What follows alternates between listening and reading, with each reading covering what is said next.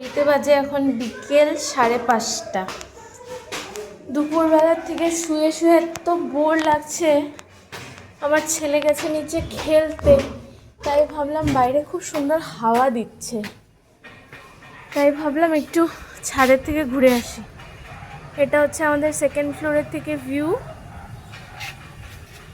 এই তো আমার ছেলে শিবাঞ্চরা নিচে খেলছিল, আমার ভীষণ বোর লাগছিল শুয়ে শুয়ে। আর কত মোবাইল দেখবো, তাই ভাবলাম না একটু ছাদের থেকে ঘুরে আসি আর তোমাদেরকেও আমাদের ছাদটা দেখাই।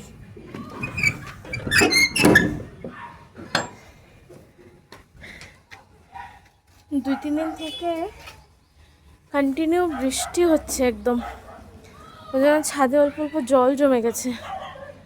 আর আমার গাছগুলোর অবস্থা দেখো, ইস কি অবস্থা গাছগুলোর।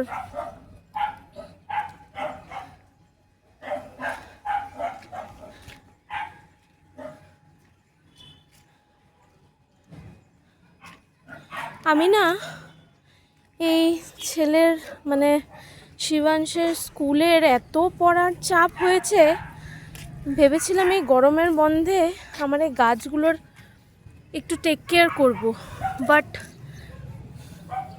আবার রিপোর্টিং করে এগুলোকে সুন্দর করে সাইড করে রাখবো গুছিয়ে। কিন্তু ওর স্কুল থেকে এত প্রজেক্ট, এত অ্যাসাইনমেন্ট দিয়েছে, প্লাস স্কুল খোলার সাথে সাথেই ওদের শুরু হবে সেপ্টেম্বরের থেকে হাফ ইয়ারলি এক্সাম। তো এত পড়ার চাপ বেড়েছে এবার ক্লাস 6-এ, তো মানে আমি কিছুতেই কিছু মেলাতে পারছি না। প্লাস আমার ক্রাফটসেরও কাজ থাকে, আমার স্টুডেন্টসরা আসে আমার কাছে আর্ট শিখতে, একদমই সময় পাচ্ছি না জানো তো। এই গাছগুলোর পিছনে সময় দেওয়ার জন্য একদমই সময় বের করতে পারছি না। আচ্ছা তোমাদেরকে আমাদের ছাদের থেকে আশেপাশের ভিউটা দেখাই। এই দেখো, এই কাছেই একটা পাহাড়, পাহাড়ের উপরে দেখো কি ঘন মেঘ হয়ে এসছে, আবার বৃষ্টি নামবে আজকে। সকালবেলার থেকেই পুরো মেঘলা হয়ে আছে। এই তো এখনো সূর্য অস্ত যায়নি, যাবে আস্তে আস্তে। কি দারুণ লাগছে দেখো ভিউটা।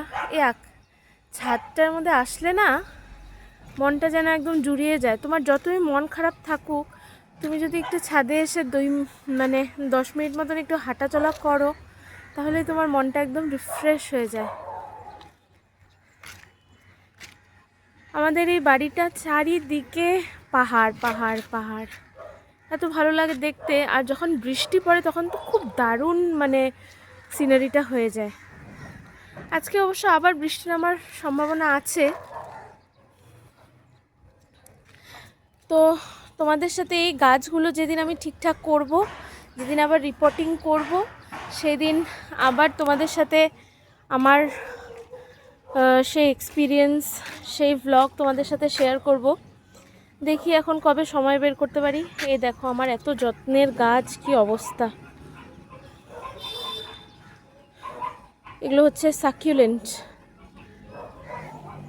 জঙ্গল হয়ে জঙ্গল বেরোয় সেই ঝড়ে দেখো না এইসব টার্টল ভাইন গাছটা পড়ে মাটিতেই হয়ে যাচ্ছে, মাটিতেই হয়ে যাচ্ছে।